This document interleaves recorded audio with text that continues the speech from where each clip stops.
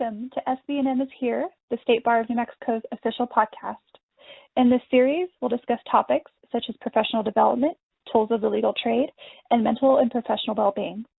Connecting the legal community across New Mexico, SB&M is here.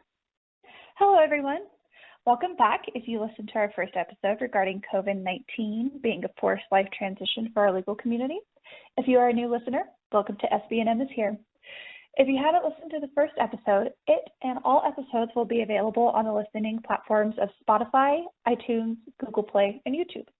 Make sure to subscribe on your preferred platform to receive notifications when a new episode is ready. And just a brief reminder about the podcast, we hope to cover a wide variety of topics, and because of that, we've created different episode categories. At the start of each episode, also in the episode title, we'll indicate what type of episode you'll be listening to. To save airtime, you can read up on the different categories at nmbar.org/podcast. While you are there, you can request to participate in an episode and also rate and review this one. Pretty please rate and review any episode you listen to because we want to tailor the content to you. For this two-part episode, we'll be discussing tools of the trade. We'll hear discussions from a past Young Lawyers Division Chair and hear about her experience and insight regarding a variety of topics. The first episode will dive into day-to-day relationships and everyone's favorite topic, money. The second episode will discuss work-life balance and personal professional growth. Both episodes will be presented by two incredible women, and we are very lucky to steal some of their time. Allison Block-Chavez, the current YLD Chair, and Ernestina Cruz, the current Bar President and previous YLD Chair. Ladies, welcome, and thank you so much for being here. Feel free to introduce yourselves and take it away. Great. Thanks, Morgan. Hello, everyone, and welcome to the Young Lawyers Division podcast series, What I Wish I Knew. I am Allison Block-Chavez. I'm an attorney in Albuquerque, and I'm currently serving as the New Mexico State Bar's Young Lawyers Division Chair. Joining me today is Ernestina Cruz. Welcome, Tina. Thank you, Allison. I'm excited to be here. Great. Tina currently serves as the president to the State Bar of New Mexico. She is a solo practitioner and owner of the Cruz Law Office in Taos, New Mexico. She focuses her practice in the areas of civil rights, employment law, and personal injury. Tina is a graduate from UNM for both her undergraduate and law degrees. She also has her master's degree from University of Notre Dame. Go Irish. She is also currently attending the Strauss Institute for Dispute Resolution at Pepperdine University School of Law, where she is completing her coursework for the LLM. Tina has worked in a law firm setting and as a solo practitioner, and I'm hoping today she can share with young lawyers her experience and any practical approaches that she uses in her daily practice. The four areas of topics that we'll be talking about today are day-to-day relationships. These are relationships with colleagues, judges, and in the office. Money, so billables and expenses of a law firm, and we'll touch a bit on personal finances. Balance, finding balance in our stressful career. And growth, how to grow as a lawyer. So let's get started. Let's talk a bit about balance, balancing work, balancing work-life balance. We hear that a lot. For me, as a young lawyer, and still today, 6 years into practice, every day is a struggle for me to manage my time at work and getting my work done, managing my time for my volunteer activities, and then going home and being able to have time with my family and for myself. Are there at work, are there any strategies that you use to maintain your productivity and to ensure that you get projects done? I think it's really important to be good about developing a routine. Because when you have a routine in place, you end up finding that while it may be a bit of a situation where you feel like this is the same thing over and over again. I mean, there's that as potentially being a downside. There's also a level of security that comes into play because you're able to ensure a degree of productivity from day to day. So for me, I try to, be very good about using a to-do list, and I literally found a vendor that sells a packet that at the very top says to-do list, and I try to, use that as my guide for the day. I think it helps me to, get something really big off of the table within the first hour of the day, because then I feel like, all right, it started with some momentum here. So I think in terms of my, management of time at the office, really having some structure helps me feel like I'm able to, move from one task to the next. One of the unfortunate things about the practice of law for me, having gone to undergrad, graduate school, and law school for, 9 years, is I really liked that kind of feeling that came along with being a student, because there was a beginning of a semester and an end. Mm-hmm. And in the practice of law, you don't have that. You may wind down a case and you may have had a successful settlement, but the very next day you may have a motion for summary judgment that you need to get filed. And that sense of a beginning and an end, and sort of having that moment to take a breather and recharge, is unfortunately not there in the practice of law, because there is always going to be something that is going to be at your desk calling out for your attention the next day. And one of the things that I learned early on is that you need to be very good about taking care of yourself. And that's not always easy. This is a very stressful and overwhelming profession. And of course, we all deal with it differently. Some thrive in that kind of environment a bit more than others. I tend to be one who maybe needs to take a little bit of a breather every now and then just to, get to a centered place. And for that reason, one of the things that I regularly recommended to young lawyers when I mentored them in my old firm was, there's nothing wrong with taking a mental health afternoon or a mental health day. Take a break, spend time with your family, do something for yourself, but find a way to take care of yourself and nurture your well-being, because the existence that we live as attorneys is one where there's constantly going to be demands. And if you start, engaging yourself in bar service, you're, extending yourself that much more. So being good about self-care is really important. Also being aware and mindful that you need to be taking care of those that are around you as well is important. You want to make sure that your staff are feeling like they're appreciated, that you're not, taking advantage of their time. I've seen circumstances where attorneys are working on projects at the tail end of the day, expecting their staff to stay until 6 or 7 o'clock in the afternoon, in the evening rather, because they were not able to get to things earlier in the day. You need to, I think, do a better job of taking care of those that are around you as well, because these are the people that are helping to lift you up in your practice. And if you're wearing them down, that's not a good thing. So Tina, you talked about self-care. Can you share with us some things that you do to take care of yourself? I am not always good at it, Allison. I will be the first. I don't think any of us are very good at it, Tina. I will be the first to admit that I've probably spent far too many holiday weekends or evenings at the office to my detriment. But I always try to come back to a place where I realize that it's important to do things that are for me, and that can involve, just taking time off and doing something like just walking through the mall. When I was in Albuquerque, I live near Cottonwood Mall, and that would be, you know, a way to just sort of disconnect from everything.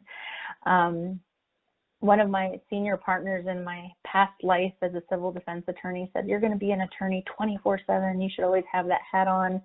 And as he was saying these things to me, I remember looking at him thinking, yeah, that's not me, because I will not survive with that kind of a mindset. So I try my best to disconnect from the practice. And I mean, it can be something as simple as just recently, I have a cousin who was having an issue with an employer, and she started texting me like at 8 or 9 o'clock at night with questions. And, you know, I'm happy to help anyone that I can, and family members in particular, absolutely, I want to help them. But at some point I had to, you know, circle back with her and say, you know, when I'm at work, I'm happy to visit with you. But if it's 8 or 9 o'clock at night, it's just not a good time for us to be texting or talking about your concern. So I think establishing boundaries and protecting your space in terms of when you know that you need to be disconnected from the practice is really important, because in my view, I just cannot be in that mindset of being a lawyer 24/7, because it's too much, it's overwhelming. So that's one way. Of course, another way is for me is spending time with family. You know, if I'm able to take a couple of, you know, days off to, you know, visit with my nephew, those are the things that help me to recharge. I think that physical activity is important. I'm not always 100% diligent with that, but finding those types of physical activities that work best for you. For me, it's, you know, yoga, some kind of cardio. You know, these days living up north back in the area where I grew up, it's, you know, walking down to the, you know, river and, you know, checking on the animals and, you know, taking a look at what's going on with my dad's horses and helping him with things like that. It's just important to carve out time. It's not always easy, but you have to make an effort to take care of yourself in some way. So you talked a bit earlier about how you liked the life of a student where you had beginnings and ends. I'm kind of like that too. But once you become a lawyer, there is, you know, it's just you're a lawyer, and it's hard to, you know, as a student you had benchmarks, graduate from college, graduate from law school, take the bar. But as a lawyer, it's hard to create those benchmarks. And it's hard to see the bigger picture or set up goals. Looking back at your career, what are some ways to help lawyers gain perspective of their career, whether looking at it the big picture or creating goals for themselves? When I started out, the benchmarks for me were, I can't wait till I become a 5-year lawyer or a 10-year lawyer. For some reason, those, you know, benchmarks were important because I felt that maybe it lends in some way a little bit more credibility to the fact that I had been doing this for a while. Now, as I'm approaching the 20-year mark, I'm thinking to myself, I cannot believe I'm about to be a 20-year lawyer. I can't help but think to myself, where did the time go? So early on, I think it was sort of time-based. Now I look at it more from the perspective of what are some of the other things that I want to do with my career that may not necessarily have been aligned with what my thought process was when I was at year 3. So an example would be in 2016, I decided to start looking at LLM programs in dispute resolution, because one of my objectives is to start building in mediation into my law practice, and I've started working on that already. I forecasted back in 2016 that that was the direction that I was hoping to progressively start taking things. And as I did more research, I found that Pepperdine in California has the top-rated LLM program in dispute resolution. And it just so happened that they had the program set up so that they attracted what they refer to as mid-career professionals. So you essentially fly out to California for a week or a couple of weekends back to back, and you complete a 2-credit course. I am in the process of completing the program. I have 1 class left, finalizing work I've been doing with an externship, and then also completing one of the final written papers that's required to complete the program. I think for me, as I look back on my career, I'm pretty happy with what I've done. You know, having worked as a civil defense attorney for 10 years and now close to 10 years as a plaintiff lawyer, I think I have a really great perspective on the practice of law from a civil perspective. I also feel that I've positioned myself to start nurturing other aspects of my career as it relates to mediation, and the fact that I've already started building the mediation practice is something that is really important to me. In that respect, I think, getting back to your question, Allison, I just think that, as with all things in life, there has to be an evolution. We have to be growing and developing ourselves in some way. In the end, we have to be investing in ourselves, and we need to recognize that things change. And I don't know that I ever thought to myself that I would necessarily have a plaintiff's practice in-house, but in 2011, I had a heart and sense that that is what I was ready to do, and I wanted to do it. I may not have been 100% prepared for it from a business perspective, but you need to be bold and trust in yourself and, you know, embrace those opportunities for change, because I think those are the times when we find that we're, as best we can, doing the things that are bringing the most joy into our lives. That's a great segue to our last section, which is on growth, which we will talk about when we come back from this short message.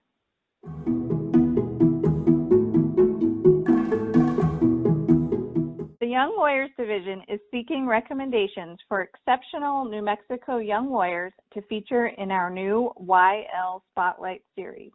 Young lawyers who are doing innovative work and are making an impact in their communities may be spotlighted in the Sections Committees and Divisions Digest and via mini podcasts.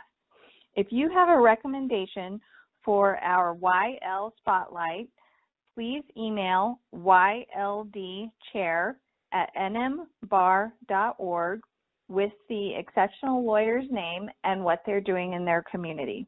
We'll then reach out to them to spotlight them in our YL Spotlight.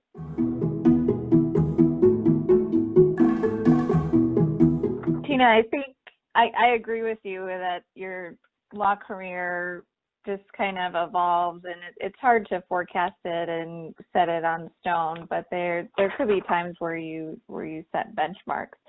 Sometimes a lot of it is you really have to, as an individual attorney, promote yourself and push yourself to create opportunities. Were there times in your career where you had to create opportunities for yourself or promote yourself to get where you needed to go? Within the firm environment, and I think this translates in any work environment, you have to, be your own best advocate. If you're wanting to work on a certain type of file or you're wanting to learn a new area of law, you need to be the person that's putting yourself out there and letting people know that that's where you would like to start developing a new practice area or new, area of interest. If you're not doing those things, you will quickly find that you're not moving in the direction that you're hoping for. And I believe that fosters a sense of disappointment very quickly.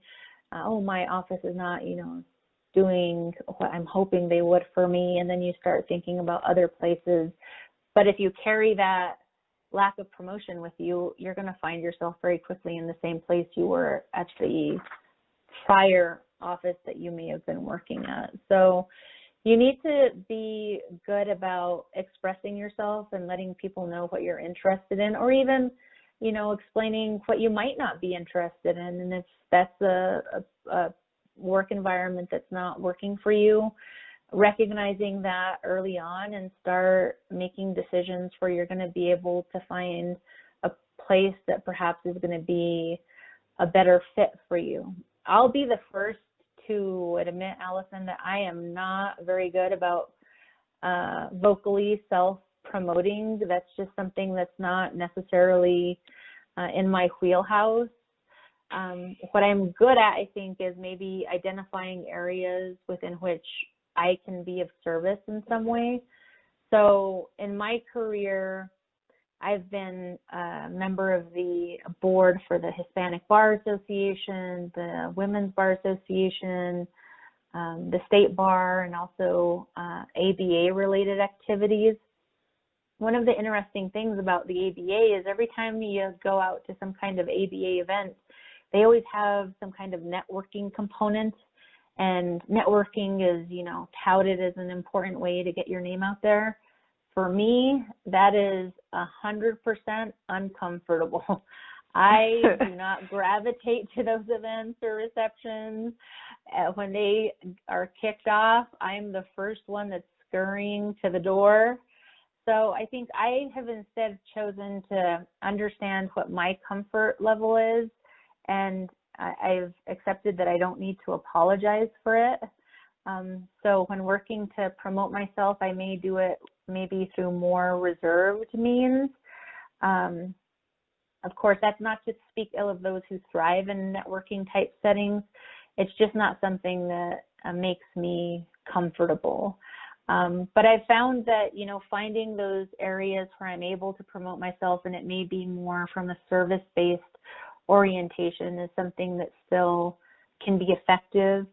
Years ago, when I was on the Hispanic Bar Board, I got a call from our president saying, I have a colleague friend from law school who is needing to find an attorney to represent Lincoln Electric in a personal injury case.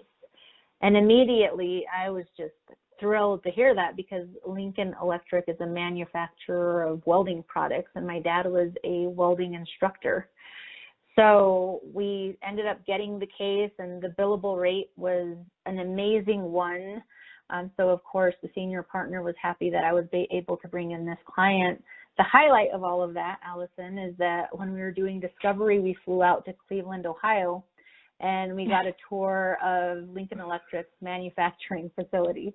So, I mean, it's little things like that that you can't even predict are going to come your way. But I think when you put yourself out there, sometimes, again, some people do it more vocally than others, but even putting yourself out there when you're reserved, like me, you end up finding that you are on the receiving end of positive things that benefit you professionally in some way. Self-promotion is a lot of work, and it's important, but it's also important, I think, to have mentors and even people advocating for you. Did you have mentors during your career, or people advocating for you that helped you along the way?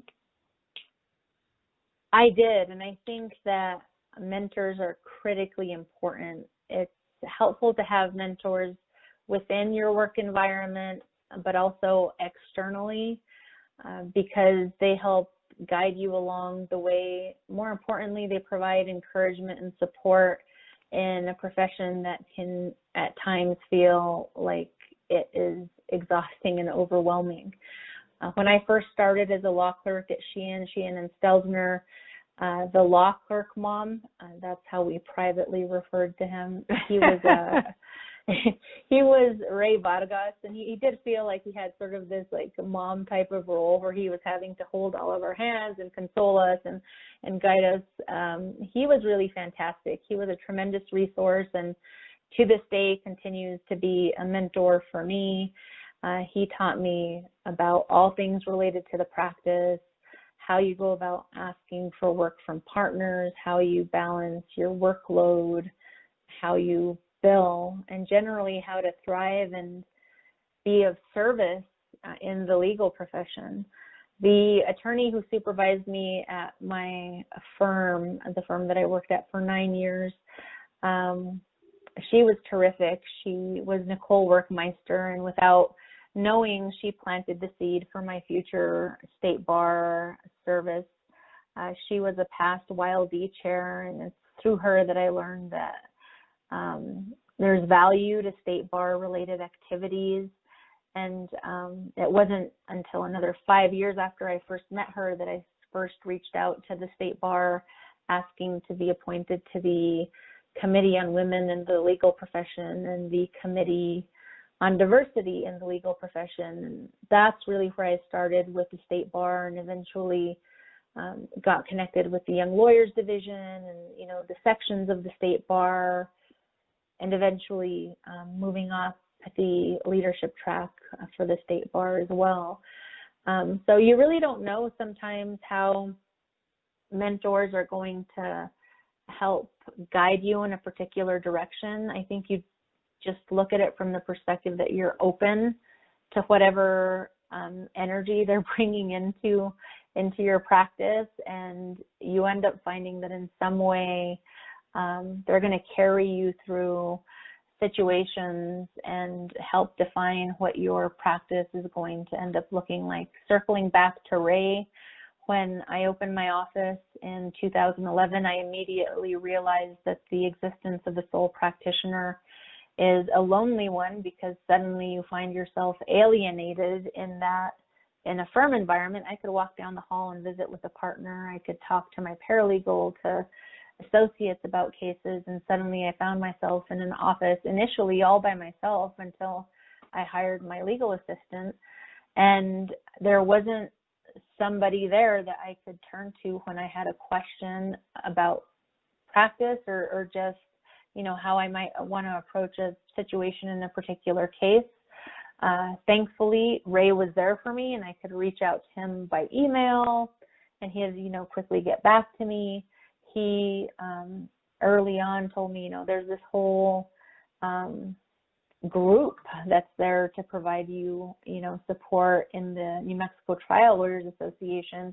And it just reminded me that one of the really nice things about practicing in our state is that we have a very close legal community, and whether you're, you know, a member of the New Mexico Defense Lawyers Association or the Trial Lawyers Association on the civil side, or you're working in a prosecutor's office or, you know, a criminal defense type environment, there are other voluntary bar associations that are there that are going to help you in terms of your day-to-day practice.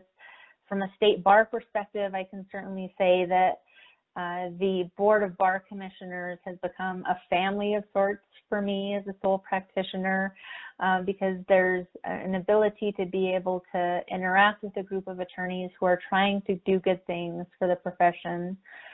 In that regard, the staff at the state bar also has a similar kind of quality, in that there's an ability to reach out to people, to be of service within our legal community, and to have others who have a similar vision of wanting to give back to the public at large, but then also to the members of our profession. Thanks, Tina. It seems like you've had a lot of great people in your life that have really guided you and continue to support you in your practice. Just thinking about your practice and your career, was there ever a risk that you took that paid off, or maybe it didn't pay off? Absolutely. It always will come back to the decision to come back home to northern New Mexico. The decision to leave a law practice where I was established, had a client base, and a regular paycheck that's based upon my billable hours, and deciding to come back home and to open my own office and to develop a new client base was something that was absolutely a risk. And every time that I ever thought about it, it was, I think, something that I would look at as, of course, I want to do that in a few years. And then when I got to the place where I realized it was time, it was an overwhelming situation to find myself in, because there's a lot of change that comes along with that kind of a choice. Moving from practice, the type of practice, I think, is a very big leap. Going from a civil defense billable hour existence to a plaintiff's contingency-based existence is something that you might think you're prepared for, but you quickly realize when you're living that existence that you are not as prepared for it as you may have thought. So that absolutely is a risk that comes to mind from a professional perspective. In terms of bar-related activities, I think I would look back at the decision to take the leap into the state bar leadership track. Of course, I always followed state bar related activities and had an understanding of what our leadership looked like in terms of past presidents, and would think to myself, well, that's great that, you know, we've had so many female past presidents or, you know, Hispanic past presidents, but never really thinking of myself as being one of those people. But as I continued to serve on the Board of Bar Commissioners, it at some point struck me that perhaps I could be.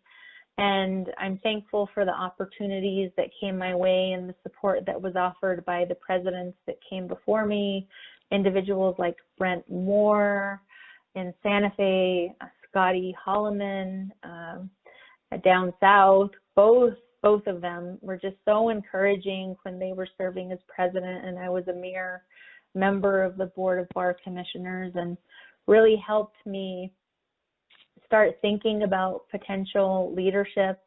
I can only say that that decision is one that I feel, while it felt risky at the time, especially being the sole practitioner and knowing the amount of time and effort that would be dedicated in my bar year, now that I'm at the halfway mark, I feel like it was really an important decision that I made, one that definitely came with a lot of uncertainty and feeling of, can I do this?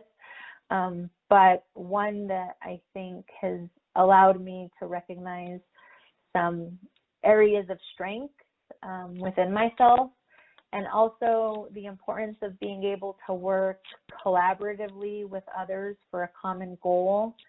Our current Board of Bar Commissioners is so hardworking and dedicated to improving the profession, and it comes into play in any number of different ways. One relates to wellness and our recently constituted wellness committee. We're doing a lot of important planning right now to solidify the work that's going to be done from a state bar perspective going forward as it relates to attorney wellness, which I think is really important.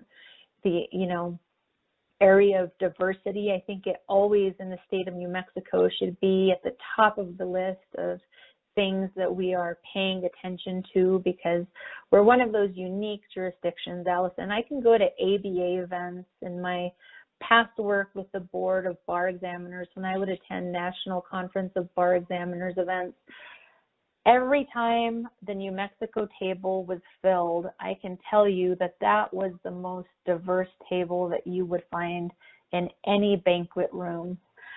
We have something that is just so special in our state as it relates to diversity, and the fact that we're a collegial group of practitioners, and just such a special and unique state that we need to always pay attention to what's happening from a diversity perspective. And, you know, the fact that this year you have a Hispanic female serving as state bar president and a Hispanic female leading the Young Lawyers Division brings me so much pride. And I remember when we were attending an event a year or two back, and you came up to me. Of course, I've always heard of Allison Block-Chavez, had not met you. and I think it may have been Jerry Dixon swearing in. You came up to me and you said, I'm going to be the YLD chair when you're serving as president. Well, first of all, as someone who was previously a YLD chair, I'm always happy to talk. I'm always happy to talk to the person that's going to be leading the YLD, because I think the work that the YLD does is so important, and you're really the service arm of the State Bar. But secondarily, just to see your enthusiasm for the work of the YLD, and then to, recognize that our year of service was a unique one in that this is the year when the diversity survey results are being put together by way of the reports that are going to come out later in the year. It's just, for me, such a special thing to be able to share my year as State Bar President with you, and the fact that we're able to sit here and talk about issues that are important to young lawyers. It's such a privilege, and I just want to thank you, Allison, for all the work that you do, because you really are a leader within our state, and I'm already forecasting that you're going to be on this end of the interview within the next 10 years. Oh, goodness. You will at some point be, a State Bar President, and I will just be happy to be cheering you on in the fine work that you'll be doing in that capacity, Allison. Well, thank you, Tina, and I appreciate you and all of your bar service and leading the State Bar, especially during this difficult year with COVID-19 and all of the other social unrest. You've been an amazing role model for me and a mentor, and I appreciate you so much. So just about. Go ahead. I'm just gonna add, Allison, that the feeling is mutual. I have learned so much from you as well, and we've been able to work collaboratively on some important projects. One of them being the judicial clerkship program, which we were ready to unveil in March, but because of COVID, we had to readjust. I'm happy to report that we're going to, get another chance to jumpstart that project, and being able to work collaboratively with the Young Lawyers Division, the Committee on Diversity in the Legal Profession, and the Supreme Court, being able to talk and to work closely with Justice David Thompson is such a tremendous opportunity for our bar, and you've been one of the leaders on that project. So we'll continue to push forward even in these uncertain times, trying to bring good initiatives into our state, and again, just so thankful to be able to be working alongside you. Thanks, Tina. The feeling's mutual. So do you have any parting words of wisdom for our New Mexico young lawyers? They are in a unique situation. When I started practicing, we were going to be sworn in on September 24th of 2001, and 9/11 happened a couple of weeks before, and there was a feeling of tremendous uncertainty. There were so many unknowns. It was a very difficult time to be sworn in as an attorney. What I learned from that experience, though, is that there's only so much that you can control in situations such as that, and certainly in situations such as those that we are facing at present. And what we need to do is to be good about continuing to grow even through circumstances that are uncomfortable, and continuing to be of service to others in situations such as these. You're going to see in the months to come plenty of requests coming from the Supreme Court, from the New Mexico State Bar, for attorneys to be of service to others through pro bono work. This is a unique time that we find ourselves in, and the most that we can do in a situation such as this is to take care of ourselves as best we can, and more importantly, to be of service to others, because in doing so, we will find that we were able to be of some kind of value in a universe where we feel like there's not a whole lot that's within our control. From a state bar perspective, I think it's important to connect with your Young Lawyers Division. There are so many opportunities which are available, and of course this year's a little bit different and they're readjusting in terms of how they provide programming, but the Young Lawyers Division is always there for you, and you will find a home within the YLD as it relates to service and your community. Those opportunities should not be avoided. You should avail yourself of them and embrace them as best you can. And finally, I think what's really important in the practice of law, again, is, well-being, recognizing when you're experiencing challenges. If you are needing help, the State Bar has the Judges and Lawyers Assistance Program, JLAP. It's anonymous. You can call, you can ask for guidance. There's counseling services that are available to you. There are resources that are out there. So know that the State Bar is always going to be a place that you can find someone to support you and encourage you along the way. And most importantly, I think just do your best to grow in the profession, because it's a blessed existence, Allison. This existence that we live is one where we're given opportunities that others may not have, and using those opportunities for the good of others and for ourselves is something that I think is really important. Thanks so much. Thanks so much, Tina Cruz from Cruz Law Office and our New Mexico State Bar President. I appreciate you taking the time to talk to us today. And that will do it for our first YLD What I Wish I Knew podcast. Thanks for listening.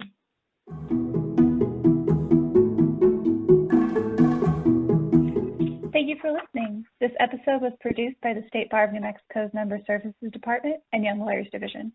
All editing and sound mixing was done by Blue Sky eLearn. Intro music is by Kevin McLeod at Comtech. The views of the presenters are that of their own and are not endorsed by the State Bar of New Mexico. Nothing said in this podcast is legal advice for you.